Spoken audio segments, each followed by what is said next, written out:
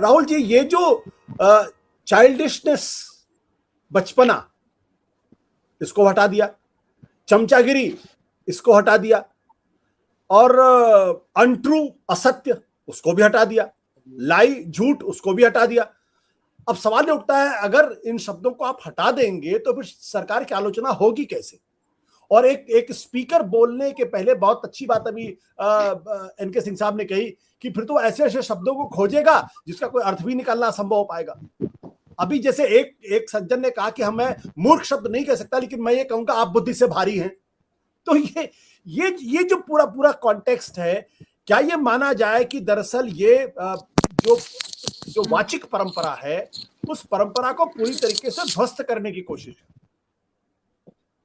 राहुल जी। तो मैंने आज ये चौथी चर्चा है इस विषय पर, तो जो बातें कही हैं और लिखा भी है, तो मैं सबसे पहले तो ये कहूंगा कि माननीय लोकसभा अध्यक्ष महोदय को, माननीय राज्यसभा के सभापति महोदय को, दोनों को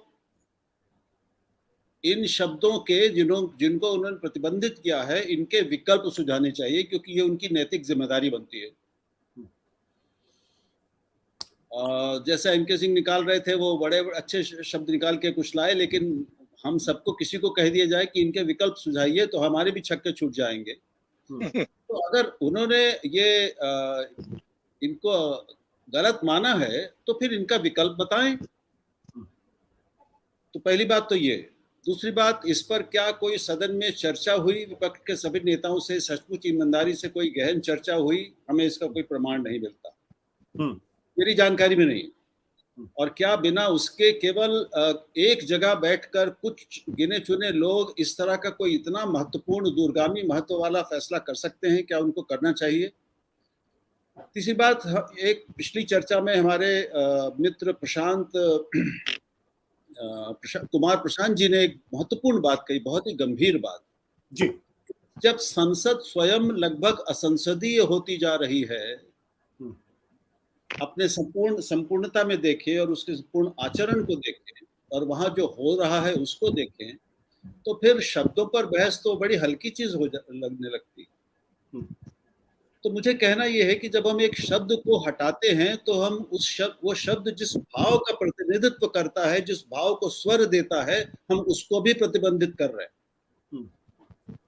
तो क्या ये जो प्रतिबंधित सूची है, ये क्या उन भावों और विचारों और अभिव्यक्तियों को प्रतिबंधित करने की सूची है जिनसे सत्तारूढ़ दलों को कष्ट होता है? और ये केवल बीजेपी की बात नहीं है कि ये सूचियां इस तरह की, और इस सूची में भी राजस्थान और छत्तीसगढ़ की विधानसभा की प्रतिबंधित सूचियों से भी बहुत सारे शब्द लिए गए। तो ये केवल बीजेपी और कांग्रेस की बात नहीं, ये सत्ता का चरित्र है जिसको हम लगातार देख रहे हैं। जो एनके सिंह ने कहा कि एक तानाशाही पूर्ण रवैया या प्रवृत्ति बढ़ रही है, अगर सब जगह संसार भर में, हमारे यहाँ भी दिख रही है। अब अद्भुत शब्द हैं ये, मैं समझ नहीं पाता कि इस पे हंसूं कि रोऊं कि चिंता करूं या चिंतन करूं, क्या करूं मैं नहीं जानता। ये बचकानी है। ये उन लोगों ने और ऐसे लोगों ने बनाई है सूची जिनको भाषा की प्रकृति से कोई समझ नहीं है। ये संसद की बचकानी से आपकी मुराद चाइल्डिशनेस तो नहीं है ना? निश्चय ही है।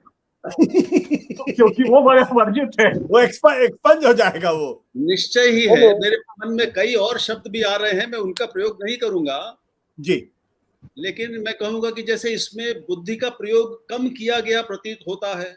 अभी इसको आप लोग भी समझ लें, लेकिन मैं ये निश्चित रूप से कहूंगा कि ये भाषा की प्रकृति से अपरिचित लोगों की और बहुत सतही समझ रखने वाले लोगों ने बनाई है, पहली बात। और हम सबका अनुभव है, मैं संसद में 4 साल बैठकर ये आप बता सकता हूँ कि हमारे माननीय सांसदों को भी भाषा के बहुत से आयामों के बारे में गहरी जानकारी और समझ नहीं है, दुर्भाग्य से। अब असत्य अगर असंसदीय है, तो फिर क्या बोला जाएगा?